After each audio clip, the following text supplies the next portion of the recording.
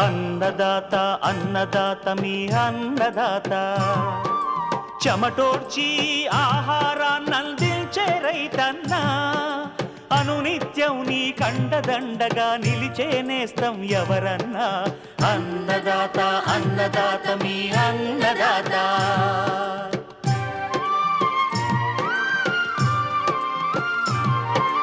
నూతన రీతుల సాగుబడికి నూరింతలు పెరిగే దిగుబడికి సూచనలిచ్చే సస్య రక్షణకు పశు పోషణకి శాస్త్ర విజ్ఞానం అందించి ముందుకు నడిపే తెలుగు రైతు భారతదేశానికి మకుటం అయ్యేలా తీర్చిదిద్దే ఆశయంతో మిమ్ము మేలు కొలిపేది అన్నదాత అన్నదాత అన్నదాత మీ అన్నదాత అన్నదాత అన్నదాత మీ అన్నదాత. అన్నదాత ప్రేక్షకులకు నమస్కారం. ఈనాటి ముఖ్యాంశాలు: వేసవి బెండ సాగులో ప్రస్తుత యాజమాన్యం, మొండి జాతి కలుపు నివారణకు ఖాళీ పొలాల్లో చేపట్టాల్సిన చర్యలు, వేసవిలో ఎండతాపం నుంచి పశువులను సంరక్షించుకునే మార్గాలు, ఇంకా జై కిసాన్ వ్యవసాయ సమాచారం.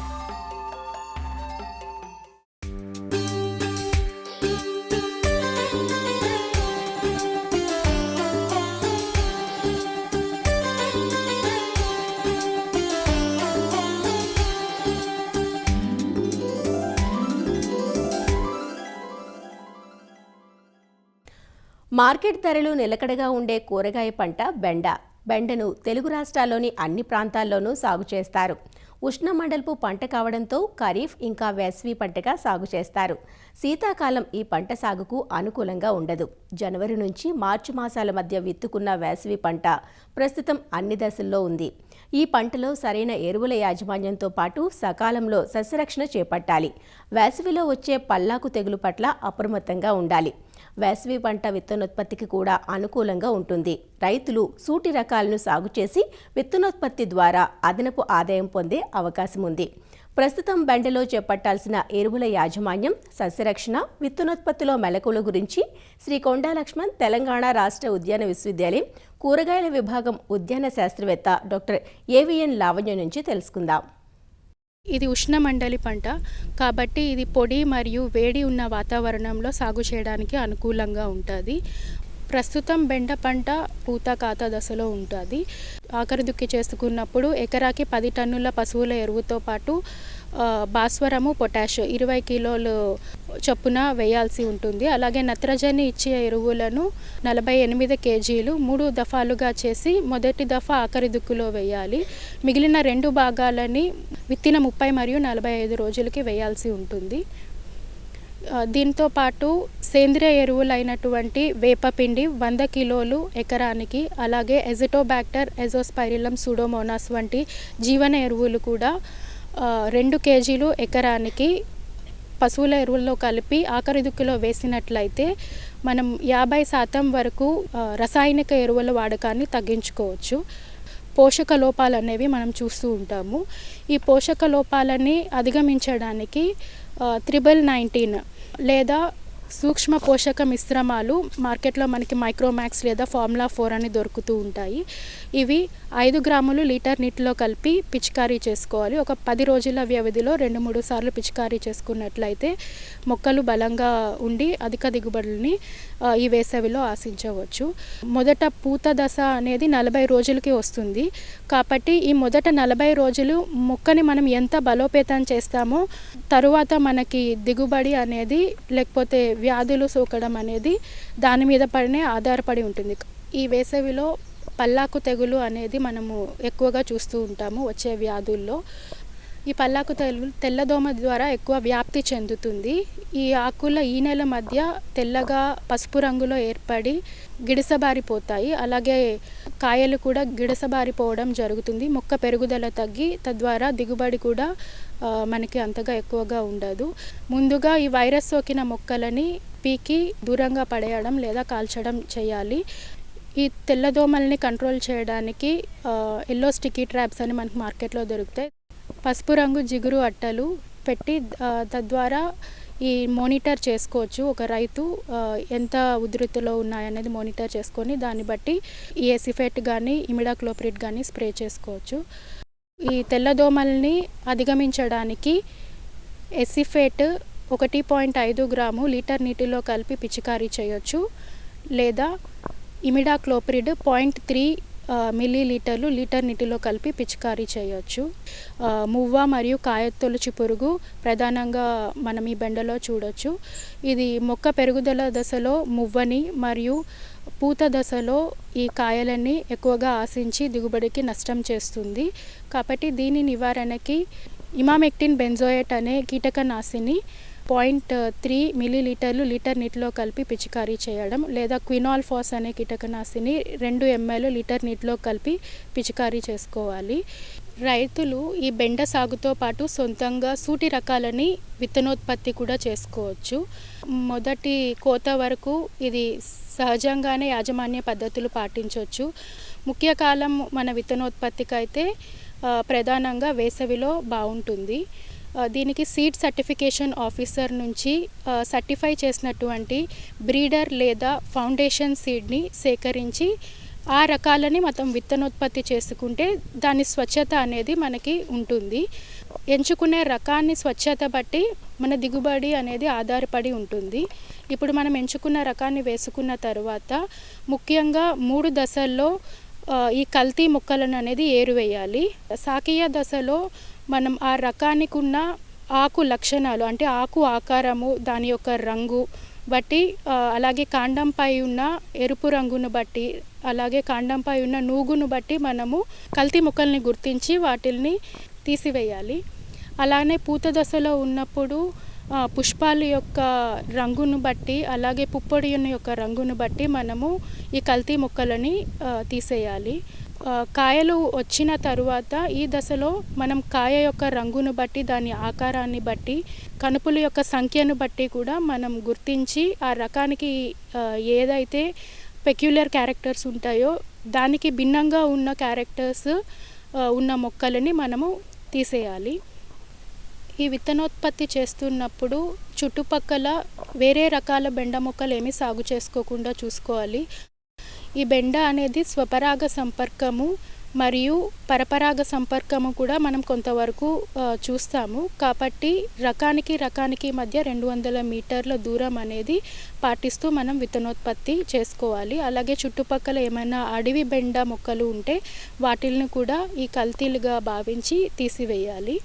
పూత వచ్చిన 35 నుంచి 40 రోజులకి విత్తనాలు అనేది మనకు చేతికి రావడం జరుగుతుంది. బాగా పండిన, ముదిరిన, ఎండిన కాయలను మనం విత్తనోత్పత్తికి వాడుకుంటాము. ఇవి చెట్టు మీదే ఎప్పటికప్పుడు వచ్చిన కాయలను సేకరించి దాన్ని చేత్తో కానీ లేదా కర్రలతో కొట్టి కానీ కాయల నుంచి విత్తనాలని వేరు చేసుకోవాలి. ఈ వేరు చేసుకున్న విత్తనాలని గ్రేడింగ్ అనే పద్ధతిలో 5 నుంచి 6 మిల్లీమీటర్లు ఉన్న జల్లెల్లో పట్టించి చెత్తనంతా ఏరువేసి నాణ్యమైన విత్తనాన్ని సేకరించాలి. ఇలా సొంతంగా విత్తనోత్పత్తి చేసుకున్న రైతులు ఎకరానికి 500 నుంచి 600 కేజీలు విత్తన దిగుబడిని పొందవచ్చు.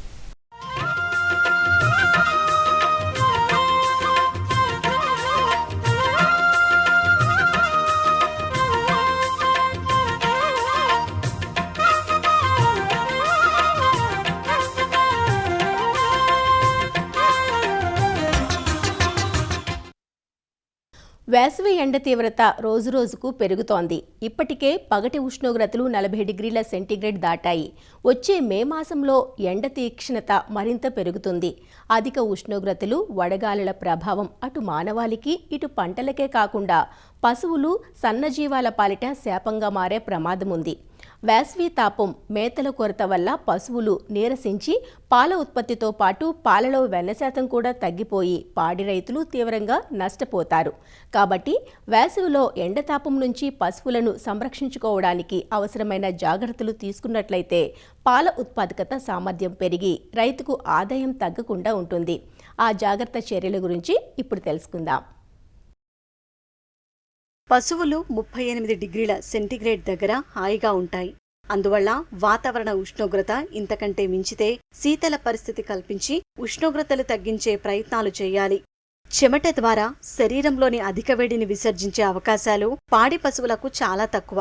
నల్లని చర్మం ద్వారా వాతావరణంలోని వేడి శరీరంలోకి ఎక్కువగా ప్రవేశించి తాపాన్ని పెంచుతుంది. అందువల్ల మధ్యాహ్న సమయాల్లో వడగాలుల నిరోధానికి పశువుల పాకల చుట్టూ గోతాలు, పరదాలు వేలాడదీసి వాటిని తడపడం, పాకలపై నీళ్లు చల్లడం, స్ప్రింకర్లు, ఫాగర్లు వాడటం వంటి పనులు చేయాలి. పాల ఉత్పత్తిని ప్రభావితం చేసే హార్మోన్ వ్యవస్థ అధిక తాపానికి సులువుగా లోనై పాల ఉత్పత్తి, ప్రత్యుత్పత్తి మీద తీవ్రమైన ప్రతికూలతను చూపుతుంది. కాబట్టి వేసవిలో పశువుల్ని, దూడల్ని ఉదయం 10 గంటల నుండి సాయంత్రం 4 గంటల మధ్య ఎండలోకి వదలకూడదు. చల్లగా ఉండే ఉదయం, సాయంత్రం వేళల్లో మేతకు వదలాలి. వీలును బట్టి చెరువులు, కాల్వలు, నదులు, మడుగులలోకి వదలడం లేదా పశువుల శరీరంపై చన్నీటిని రోజులో 2-3 సార్లు చల్లడం వంటి చర్యల ద్వారా ఉపశమనం కలిగించవచ్చు.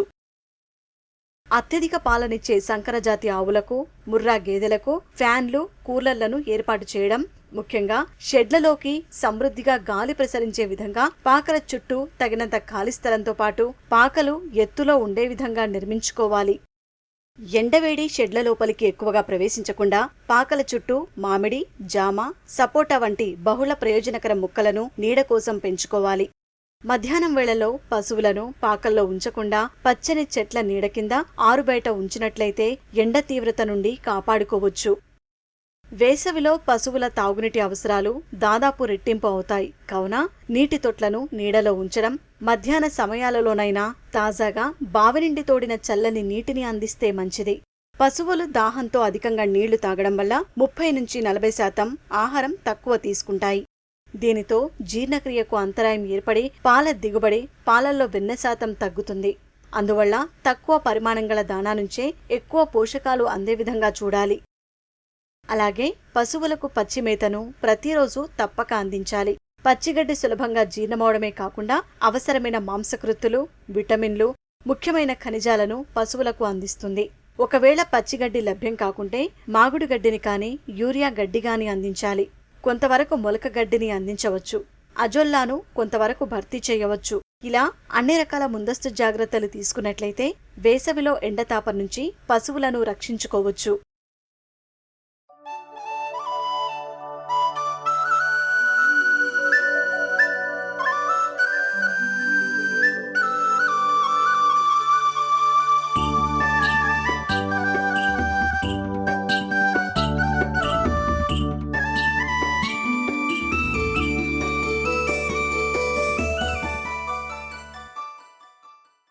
పంటల పెరుగుదలకు, దిగుబడులకు కలుపు ఎంతటి అవరోధంగా మారుతుందో ప్రతి రైతుకు ఎరుకే.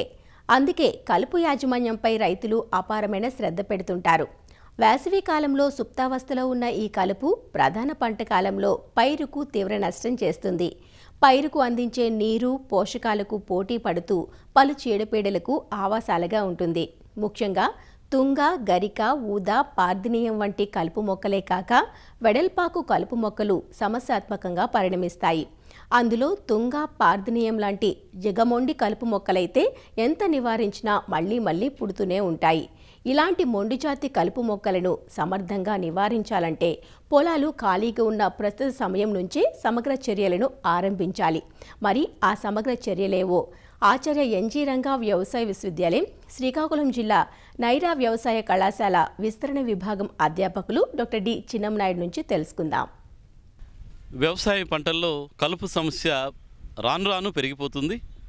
దానికోసం రైతులు రకరకాల మార్గాల్ని, పద్ధతుల్ని వాడుతున్నారు. అయినప్పటికీ కొన్ని రకాల కలుపులు, సమస్యాత్మక కలుపులు అంటాం వాటిని. అంటే మనం ఎన్ని రకాల పద్ధతులు వాడుతున్నప్పటికీ వాటి నివారణ అనేది అంత సులువు కాకుండా అయిపోతుంది. మనం ప్రధానంగా వ్యవసాయ పంటల్లో కనుక మనకి సమస్యాత్మక కలుపుల్లో చూసుకుంటే ఈ తుంగ, గరిక, వయ్యారిబామ, అదిగా వీటితో పాటుగా ఈ ఊద, వీటిని నివారణ చేయడం అనేది అంత సులువుగా ఉండట్లేదు. కాబట్టి రైతులు సమగ్ర కలుపు యాజమాన్య పద్ధతుల్ని పాటించాల్సినటువంటి అవసరం ఉంది. రైతులు ఇప్పుడు ఏంటంటే ఉన్న వరకు ఏదైనా కలుపు మందులు మీద ఆధారపడుతున్నారు. రసాయనాల మీద ఆధారపడడం అనేది సరైన మార్గం కాదు. కాబట్టి రైతులు ఈ కలుపు నివారణ కోసం ఏంటంటే వీలైనంత వరకు ఈ వేసవి కాలంలో మొదటగా లోతు దుక్కులు చేయడం అనేది ఒక పద్ధతి. ఈ వేసవిలో లోతు దుక్కులు అంటే ఒక అడుగు లోతు వరకు కూడా దుక్కు చేస్తే మట్టి అంతా తిరగబడుతుంది.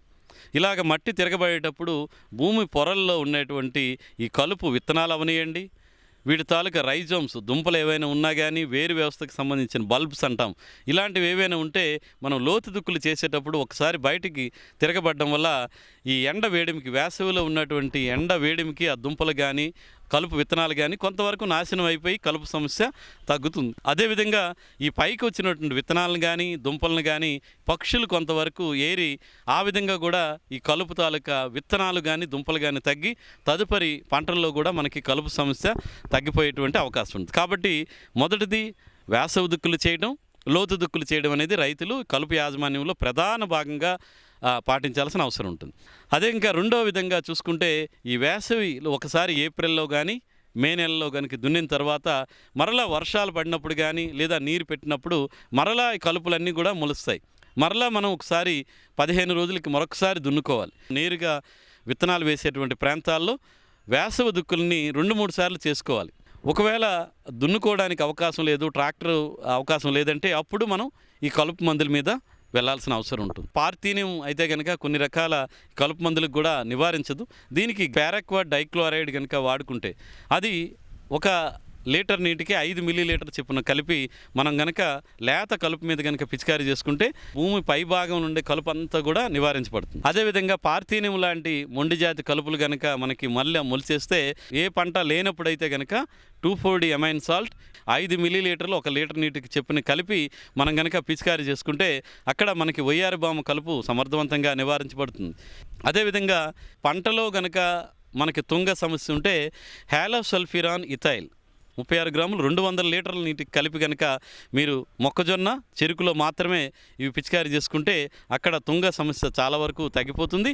అదేవిధంగా పంట వేసే ముందు కూడా హ్యాలోసల్ఫ్రాన్ మిథైల్ 36 గ్రాములు 200 లీటర్ల నీటికి కలిపి మనం పిచికారీ చేస్తే ఈ తుంగ లాంటి కలుపు అంతా కూడా చాలా వరకు నివారించబడుతుంది. కాబట్టి ఈ విధంగా మనం పంట లేని సమయంలో అయితే కనుక కొన్ని రకాల కలుపు మందులు, పంట ఉండేటప్పుడు కొన్ని రకాల కలుపు మందులు, వీటి మీద కూడా రైతులు సరైన అవగాహనతో చూసుకోవాలి. అదేవిధంగా ఏదైనా మొండి జాతి కలుపు ఉందంటే అవి శాఖీయ భాగాలు ఉన్నప్పుడే, అంటే విత్తనం తయారవ్వక ముందుగానే వాటిని నాశనం చేసేటువంటి ప్రక్రియ, అది దున్నుకోవడం వల్ల కానీ లేదా ఈ కలుపు మందులు వాడుకోవడం వల్ల కానీ విత్తనం తయారవ్వకముందే వాటిని నివారించుకొని వాటిని భూమిలో కలిగి దున్నుకుంటే మనకి ఈ కలుపు సమస్య అనేది తగ్గుతుంది. కాబట్టి రైతు సోదరులు ఈ కలుపు నివారణ కోసం వేసవిలోనే మనం సరైనటువంటి యాజమాన్య పద్ధతులు దుక్కులు చేసుకోవడం, లోతు దుక్కులు చేసుకోవడం చేస్తే ప్రధాన పంటలో ఈ మొండి జాతి కలుపు అనేది చాలా వరకు తగ్గిపోయేటువంటి అవకాశం ఉంది.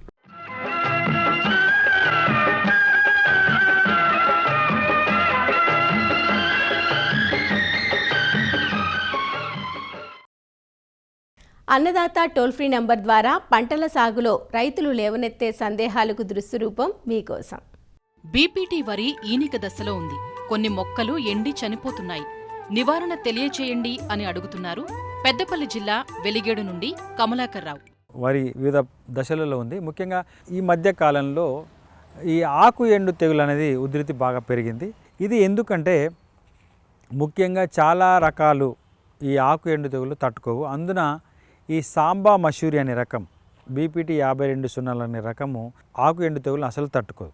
ఈ రకం సాగుబడి ఎక్కువ విస్తీర్ణంలో ఉంది. ఇది ఆలస్యంగా పంటకొచ్చే 150 రోజుల కాల పరిమితి గల రకం. ఈ ఆకు ఎండు తెగులు గుర్తించడం ఎలా? ముఖ్యంగా ఇది ఆకు పైనుంచి కిందికి ఎండుతూ వస్తుంది. అక్కడక్కడ స్టార్ట్ అయ్యి పొలమంతా ఒకే యూనిఫామ్గా ఈ ఆకు ఎండడం అనేది వస్తూ ఉంటుంది. కాబట్టి రైతులు ఎక్కడెక్కడైతే ఈ ఆకు ఎండు తెగులు ఆకు పైనుంచి కిందికి ఎండుకుంటూ వస్తుందో అలాంటి పొలాలలో మొట్టమొదటి చేయవలసిన పని ఏంటంటే, పొలంలో మీరు నీళ్లు నిలువ ఉండకుండా ఇంకా చేసినట్లయితే తెగులు యొక్క ఉధృతిని మనము తగ్గించే అవకాశం ఉంది. ఎందుకంటే ఈ యొక్క ఆకు ఎండు తెగులుకు మనము నివారించే సరి అయిన మందులు మనకు అందుబాటులో లేవు. కాబట్టి రైతులు ముఖ్యంగా తట్టుకునే రకాలు వేయడం. సాంబా మసూరి రకం స్థానంలో ఈ మధ్య కాలంలో ప్రొఫెసర్ జయశంకర్ తెలంగాణ రాష్ట్ర వ్యవసాయ విశ్వవిద్యాలయం ద్వారా విడుదలైన స్వల్పకాల సన్న రకాలైన RNR 15048 కానీ తర్వాత ఈ KNM 733 కానీ, RNR 21278 కానీ, దొడ్డు రకాలైతే KNM 118. ఈ స్వల్పకాల రకాలు వేసుకోవడం వల్ల మనకు కొంతవరకు ఈ ఆకు ఎండు తెగులు బారి నుంచి మనం బయటపడే అవకాశం ఉంది. ఈ చర్యలు పాటించి ఈ ఆకు ఎండు తెగుల నుంచి కొంతవరకు మనం ఉపశమనం పొందే అవకాశం ఉంటుంది.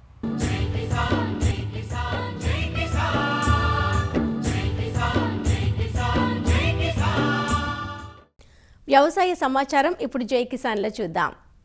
ఉమ్మడి గుంటూరు, ప్రకాశం జిల్లాలో చాలా మంది రైతులకు ఈ ఏడాది రబీ బర్లీ పొగాకు సాగు ఊరట కలిగించింది. ప్రధాన పంటల సాగుతో ఇబ్బందులు ఎదుర్కొంటున్న రైతులకు పొగాకు పంట కల్పతరువుగా మారింది. దిగుబడులతో పాటు ధరలు కూడా ఆశాజనకంగా ఉండటంతో రైతులు కాస్త ఉపశమనం పొందారు. జనవరి నుంచి మొదలైన క్రయ విక్రయాలు ఇప్పటికీ జరుగుతూనే ఉన్నాయి. ఖరీఫ్ సీజన్లో ప్రధాన పంటలైన వరి, పత్తి, మిర్చి పంటల సేద్యం ఈ సంవత్సరం అన్నదాతలకు ఊహించని ప్రతికూల అనుభవాలను మిగిల్చింది. సుదీర్ఘకాలం పాటు కొనసాగిన వర్షాభావ పరిస్థితులు పంటల సాగును ముందుకు సాగనివ్వలేదు. నాగార్జున సాగర్ ఆయకట్టు పరిధిలోని గుంటూరు, ప్రకాశం జిల్లాలో వరి సాగు జరగలేదు. వర్షాన్ని నమ్ముకుని వేసిన పత్తి, మిరప పంటలు కూడా సరిగా పండలేదు. దీంతో తీవ్ర నిరాశతో ఉన్న రైతులను బర్లీ పొగాకు పంట ఆదుకుంది. నవంబర్, డిసెంబర్ మాసాల నుంచి బర్లీ సాగుకు రైతులు కదిలారు. కొందరు మిరప, పత్తి పంటలను దున్నించి పొగాకు సాగు చేశారు. ఎకరాకు 10 నుంచి 15 క్వింటాళ్ల వరకు దిగుబడి వచ్చిందని, ఆరంభంలో క్వింటాల్ 14-15 వేల రూపాయలకు కొన్నారని, గరిష్టంగా 18,000 రూపాయలు వరకు పలికిందని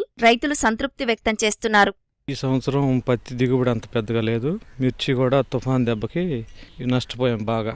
వరి కూడా వర్షానికి కొంచెం దెబ్బతింది. పొగాకు వచ్చేసి బాగానే దిగుబడులు ఉన్నాయి, వర్షాలు లేవు. కొంచెం ఆ తుఫాన్ దెబ్బకి లేత మొక్కలు మొత్తం దెబ్బతినేసి మళ్ళీ నాటడం జరిగింది. కొంచెం పర్లేదు, వర్షపాతం లేకపోతే రేటు కూడా ఉంది బాగా. కొంచెం గుచ్చే వాళ్ళకి ఇబ్బందిగా ఉంది, జనాలు ఎక్కువ పొగాకు వేసేసి పంట మొత్తం దెబ్బతినేతలకి. రేటు దిగుబడి బాగుంది. ఈ సంవత్సరం ఉన్న రేటు అట్లా కంటిన్యూగా ఉంటే, ఈ గతంలో అసలు ఎప్పుడూ లేదు ఈ రేటు. హైయెస్ట్ బాగుంటే 6,000 ఉండేది. బాగా కలర్ ఉంటే అది కొనేవాళ్ళు బాగా. 6,000 చెప్పున 7,000 చెప్పున అంతే. ఈ ఏడు గొల్లాకు అసలు అడుగున ఇరిపీకుండా ఉంచుతాం, అదే 8,000 10,000 పెట్టుకుంటున్నారు. ఎక్కువ డిమాండ్ ఉంది బాగా. పొగాకు ఒకటే ఆదుకుంది బాగా. మిర్చి బాగా డౌన్ అయిపోయింది రేటు కూడా. కాలువలు లేవు, సరైన టైంకి వాటర్ లేవు. ఈ బాయిలు తీపిచ్చేసి బోర్లు వేసేసి ట్యాంకర్లు పెట్టి తోలిచ్చేస్తే కొంచెం అట్లా రేట్ ఉంది కాబట్టి దానికి గిట్టుబాటు అవుతుంది. లేకపోతే చాలా నష్టపోయేవాళ్ళం పొగాకు కూడా. దీనికి బాగా మిగిలితే ఈ ఏడు ఈ ఖర్చులన్నీ బాగా పోతే ఒక 50,000 మిగులుతాయి. 1,00,000 రూపాయలు ఖర్చు అయింది బాగా. లేకపోతే వర్షాభావం లేకపోతే కాలువలు ఉన్నా కానీ 1,00,000 రూపాయలు మిగిలాయి ఎకరానికి వచ్చేసి. మొదటి నుంచి తుఫాన్ దెబ్బకి దెబ్బతినేసిందని చెప్పేసి కొంచెం ఫస్ట్ గుల్లాకు వచ్చేసింది ఇరుపు. అది ఎక్కువ రేటు పెట్టుకుంటున్నారని చెప్పేసి పొగాకు నాటారు. ఈ జనవరి నుంచే, అంత ముందర అసలు లేదు రేటు. పోయిన సంవత్సరం ఉంది కానీ 10,000 అట్లా 5,000 6,000 గొల్లాకు 6,000 పెట్టుకున్నారు. మామూలు పొగాకేం మంచిదేమో 10,000 9,000 అట్లా పెట్టుకున్నారు. ఈ సంవత్సరం 15,000 పలికింది. గతేడాది కంటే ఈసారి బర్లీ పొగాకు ధరలు పెరిగాయని రైతులు చెబుతున్నారు. సాగునీటి కోసం మాత్రమే ఎక్కువగా పెట్టుబడులు పెట్టామని, సాగునీరు అందుబాటులో ఉంటే పొగాకు మరింత లాభదాయకంగా ఉండేదని రైతులు చెబుతున్నారు. 10 నుంచి 15 దాకా ఉందండి. పోయిన సంవత్సరం 10-12 లోపు జరిగింది. ఈ సంవత్సరం కొంచెం పెరిగినాయండి. ఆ పొగాకు కొంచెం డిమాండ్ ఉండి, అంటే వర్షాకాలానికి వేరే సైడ్ పోయింది, ఇటు ఉంది, అందుకని కొంచెం రేటు పెరిగింది. 1,00,000 రూపాయలు దాకా అవుతుందండి. అంతే బాగా వస్తే ఇంకొక 50,000 వస్తుంది, 1,50,000 దాకా అట్లాగా. ఈ సంవత్సరం మిర్చి పోయిందండి. ఇటు మొన్న వర్షం దెబ్బకి మిర్చి పోయింది.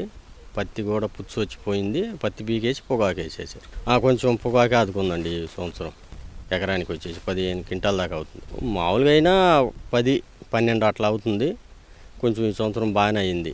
సంప్రదాయ పంటలు నష్టాలను మిగిల్చిన సందర్భంలో పొగాకు ఆదరువుగా మారిందని, లేదంటే పెట్టుబడులకు సైతం వెతుక్కోవాల్సిన పరిస్థితి వచ్చేదని రైతులు చెబుతున్నారు. మరిన్ని విభిన్న అంశాలతో రేపటి అన్నదాతలు మళ్ళీ కలుసుకుందాం. అంతవరకు సెలవు, నమస్కారం. అన్నదాతలు తమ సందేహాలు, సమస్యలను 1800-425-4085 టోల్ ఫ్రీ నంబర్లో ఉదయం 10 నుంచి 11 గంటల మధ్య పని దినాలలో సంప్రదించగలరు. ఈ కార్యక్రమాన్ని యూట్యూబ్లో www.youtube.com/అన్నదాత ఈటీవీ లింక్ ద్వారా వీక్షించవచ్చు. అన్నదాత కథనాలు ఈటీవీ విన్ మొబైల్ యాప్లోనూ వీక్షించండి.